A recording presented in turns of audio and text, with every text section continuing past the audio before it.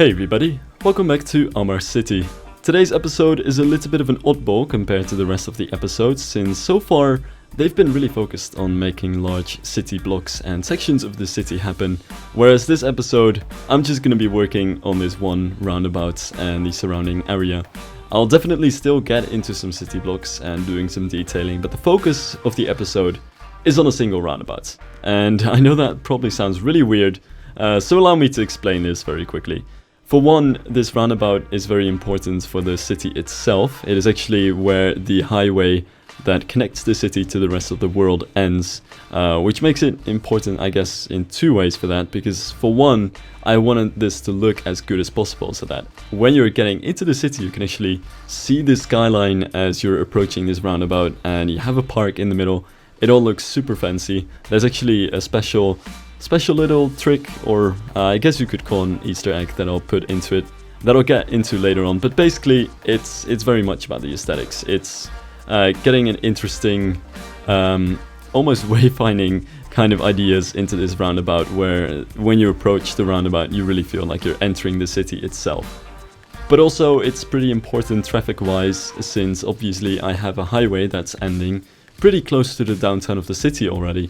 So I also wanted to make sure that this thing could actually handle quite some traffic in the future, when all the cars, or a lot of the cars that want to enter the city, are going to have to pass through this thing. So they're kind of dispersing into these two different directions depending on where in the city you want to go. So hopefully that should allow for a pretty smooth transition from the approaching highway into the roads of the city. So when it comes to that, it should be pretty good as well. But also, aside from this roundabout being important for the city itself, I also felt it was very important for me to try and build this roundabout, because I haven't really done so much experimentation so far with the Move It mod or using road props to really customize your roads, even though that was one of the things which I started doing like the minute that the Move It tool and the Find Prop, I think it's called the Find Prop tool something, the mod that allows you to place props in a line, in a very fine line. But basically, that were some of the first things that I tried doing, but I haven't really done it since, so I really feel I need some practice before I actually get into the real work, which will in the future be some highway junctions or an airport for the city. So before I get into those larger projects, I still want to make sure that I have a grasp of the mechanics and also a bit of an idea of the style that I want to go for in the city. So this is almost like a prototype of what's going to happen later on in the city. And for that, for me, it's pretty important. Now obviously, there is already quite a bit of funny stuff happening with the roundabout that you might have noticed. For one, it's made out of highway roads. The reason that I wanted to do that is it means you don't have to deal with any of those crosswalks, which are super annoying and ugly on the roundabouts, and you don't get them on a highway. Only problem with the highway is you get cars speeding over it, and you also have that dirt on the side. So I'm just gonna set restrictions on the speed, and you might already have noticed that I just brushed some concrete on the side to make sure that I don't have to deal with the dirt on the side, and this actually looks like a road which could be in the middle of the city. So those are two problems alleviated, I guess. And what's also sort of interesting about the roundabout is shape-wise, I also wanted to make sure that it's as neat as possible. It's just a very simple two-lane roundabout, not really anything special going on there. But the exits and the entries are still kind of curving along with it, just to make sure that you can actually keep a pretty decent speed, and hopefully to make this both a pretty nice looking roundabout and a pretty efficient roundabout at some point in the future. There's still some stuff that I'm gonna experiment with when it comes to the roundabouts in a little bit, but first I wanted to get some buildings in on the side just to get an idea of how this all is gonna look. It's a little bit inspired by the roundabouts that you see in many European cities, where these traffic circles, like the circuses in London or in Paris, are really some of those, well, they're not really squares. I think London still calls some of them squares. Anyway, where these open round places of the roundabouts are really cool areas in the city. That's basically an idea I wanted to sort of emulate with this roundabout. And what makes that extra special is that I actually put the pearl which is from an actual roundabout in Bahrain in the middle of the roundabout here.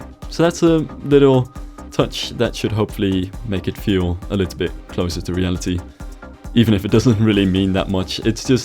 It's one of the few assets, one of the very, very few assets that actually fit the theme of what I'm going for here, so I definitely had to put that thing in there. Because if there was anything that fits in here that I should have put in there, it was definitely this. Now, at this point, I am working on the road markings, and you might notice that I'm doing some weird stuff at first, and I'm now redoing the road markings. The reason for that was that I actually did a bit of research when it comes to two-lane roundabouts, because most of the roundabouts over here in the Netherlands are either regular ones or turbo roundabouts, and there aren't too many regular two-lane roundabouts anymore. There still are, but they're just simple roundabouts, and I was looking for a slightly more sophisticated kind of approach to doing the markings, and I found on the I found a New Zealand research on the Alberta roundabout, which I had never heard of, but it's a roundabout which surprisingly is used in Alberta, New Zealand, and what makes it kind of special, I guess, is really just the markings that you can see over there, with the straight lines as you enter the roundabout, and the dotted lines continuing on from the roundabout to the roads that you're gonna go exit the roundabout from. Now, I at first actually messed this up because I literally just copied a scheme that I found on some research articles, but I completely forgot that New Zealand has left-hand driving, so I had a left-hand driving markings on my right-hand driving city. That wasn't working out too well, but by now it's all left-hand driving. Now the interesting thing about this, as by the way, I'm working on these pedestrian paths, but I eventually ended up removing these because they turned out to be a little bit messy. I would have loved to have a way to sort of bypass the road here, but it's not going to happen with these things. They don't look all that great. I wish there were some ways to make these things a little bit more aesthetically pleasing, but when they look like this, I would rather just go with none at all than be forced to go with some awkward pedestrian roads that somehow that white van is also using. Anyway, so I did find some research on the roundabout, and it wasn't actually all that great. The research is actually still inconclusive. Like, there are some differences when it comes to using this roundabout compared to a regular two-lane roundabout, but it's not actually statistically significant. So I guess New Zealand has roundabouts in a bit of a weird fashion that aren't all that necessary, though then again I'm not a roundabout expert. I just got this from some research articles. But it was actually a very interesting read because they were comparing regular two-lane roundabouts to spiral flows to Alberta roundabouts, but the difference ended up not really existing too much. At least it wasn't statistically significant. So this roundabout kind of fashion here is really all just to look fancy, and there aren't any theories that I guess really support the usage of it, especially over a turbo roundabout. I just think that in-game this is a pretty good looking way of doing the markings on the roundabout, so that's why I went for it. Now I'm behind a little bit, oops. I've got the park in the middle already done with Pro, and I wanted to talk about this. Besides, I'm going into buildings now, which is, you know, all of the Rico, using Rico to put buildings and intersect them and make rows that I've done since the beginning of the series. So I actually wanted to talk about the park a little bit more, because I found this book called Paradoxes of Green, and it talks about things that I've also touched upon in this series earlier, and that I found generally online quite a bit, but in a much more concise and in one place, and very interesting research. Sadly, I don't actually have the book. My VPN university doesn't really give me access to it, which is super unfortunate, and I'm too poor to actually buy it. I might still, it is super interesting. But basically, the author went to Bahrain and studied the way that green spaces are perceived over there, but it really compares to countries like United Arab Emirates or Qatar as well. In that, what's interesting in these places is that there's this huge clash between the dry desert landscapes that these countries naturally have and the overly green, lush foliage that you find inside the cities. because in many of the cities you'll find perfectly kept lawns of beautiful grass and European trees and amazing gardens like you would find in any country in North America. But it's all in the middle of a desert, and there's kind of this idea that all of these perfectly man-made natural kind of gardens are green, and that nature isn't green at all, because nature in these countries is just sand, desert, with the occasional shrubs and date palms. And I thought that was very interesting, because there is also this clash between those two landscapes, and this is also what the name of the book refers to, in that the nature that you'll find in all of these cities, the gardens and parks that you'll find in Bahrain, are green in terms of color, but they're not actually green in terms of being natural and environmentally sustainable. They're green, but they're not really green at all. And that's basically my challenge for Amar City. And I think it's better put and more concisely put than I've ever done so far in my own videos. That's kind of the challenge that I wanted to take on with Amar City as well, because obviously I don't want this city to be treeless. Trees are super important in cities to cool them down a bit, to provide some shade, especially in a climate like this, and to even make the air a bit cleaner, to make them altogether better cities to live. But this is also a city in the middle of the desert, and that makes things quite hard. I didn't want to go for a natural kind of look that the real cities like Dubai or Doha have, because it's not sustainable. I wanted to go kind of for both greens, to have both green foliage around the city while at the same time making sure that it is actually nature and that it's actually environmentally sustainable. So I'm not sure how exactly I would fix this. It's of course a huge question, and I'm just a random European guy who's making videos of city skylines, but still, it's something that I wanted to take with me when I was building this city. And that's also why a lot of the stuff that I have in the city so far is really xeriscaping, in a sense that it shouldn't require any or too much water, and it should more or less care for itself. And that's also why the middle of the roundabout might look like a total mess. If you look at any roundabouts in Dubai or Doha, they're gonna be having beautiful grass lawns in amazing patterns in the middle of them, maybe have some beautifully arranged flowers and trees and stuff. That's not really the case here. It's just a collection of bushes on a slightly sandy, gravelly, dirt-ish kind of patch of land. Basically because I was hoping that this would look good while at the same time still being somewhat sustainable.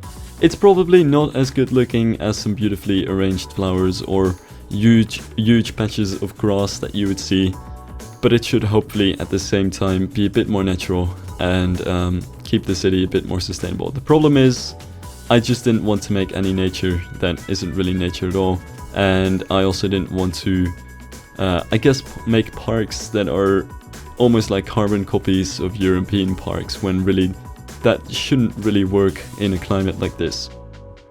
So that's the idea. Also outside of the desert, and I've sort of been looking into this, I'm definitely not sure how well that's going to pan out, but outside in the desert and not within the city itself is where hopefully foliage wise I can make an actual breakthrough and maybe get into some making the desert a little bit more green. There are definitely quite a bit of projects going on in the real world to try and plant trees in deserts and see how you can naturally reverse the desertification that's happening all around the world. And those things as well are way too high tech for me, but it's still something that I would love to mess with in this city, just as an idea, and to see this city as a sort of perfect utopian model actually be true to that sort of name. So yeah, I have pretty much almost finished the buildings around the roundabouts at this point. I'm actually quite happy with how the buildings work out here. I did change a couple of buildings, like I now have these two smaller high-rise buildings near the entrance, because I wanted to have two towers that sort of create this gate as you come in from the highway. But the buildings that I had before were a little bit too oversized. It felt like they were dwarfing the rest of the buildings in terms of size and scope, and that didn't really work out too well. And now also I've replaced some of the buildings after doing some off-screen work, trying to mess with stuff and trying to combine different buildings, because as much as I do want to keep one style throughout the city, I also want to diversify a bit. But I've pretty much just used all of the buildings in this style that we have on the workshop, so there really isn't too much to do with this anymore, and it's hard to make the city look diverse throughout the entire city while still using the same palette of buildings. Maybe every once in 2 weeks there's a few new buildings that I can pick up again and put into the city, but it's really not too much. You can really see some of the same buildings come back at this point. Hopefully it's not too big of an issue though, but it's kind of a hard thing to get around, especially with some of these high rises. I'm really like running out of these sort of 100 to 150 meters tall high rises that I have so many in the city of, because I've already used many in this style and there really isn't that much more in the workshop. So those issues are definitely starting to play up here. Anyway, that is just about it for the time-lapse. So I want to thank you guys for watching this time-lapse so far, but I also want to end this video with a special mention to King Lino, because once I checked out the workshop very recently and I found a asset called the Villas at Amar City, I was flabbergasted. They are so cool. It's a really cool building, and King Lino in general has given many of the assets and a lot of the way that the city looks so far. So to see an actual building for the city itself with the name in it is absolutely amazing. I haven't really used it too much in this episode, but these shots should probably prove how good this building is, and you'll definitely see it returning a bit more in the future. So yeah, special mention to that. I also want to thank Strict Toaster for actually giving me a texture recently. He gave me the textures for his new project called Sinu a while back before it was even announced, and the textures are really amazing. I definitely don't want to argue with that. Only thing was, I've already sort of set the theme for Amar City so far, and I was just looking for a new kind of sand texture. And as you might have noticed, I actually switched to yet another sand texture, except this one is slightly darker, but it is still my own sand texture. I didn't actually take Strict Toasters, but one of the Sinu textures, that being the cliffside one, where it's sort of the dune sand-ish texture to it, is one that I will be using and that I have put into the theme for the city. So you'll see that come back at some point in the future. I haven't been able to really show it off yet, so this is just an empty shout out without much to it, but you'll definitely see that pop up in the future, and especially as we get into the desert itself, that texture should help out quite a lot to make this project look believable. So yeah, thanks again to those guys, and thanks again to you as a viewer for watching this video. I hope you enjoyed, and I'll see you next time.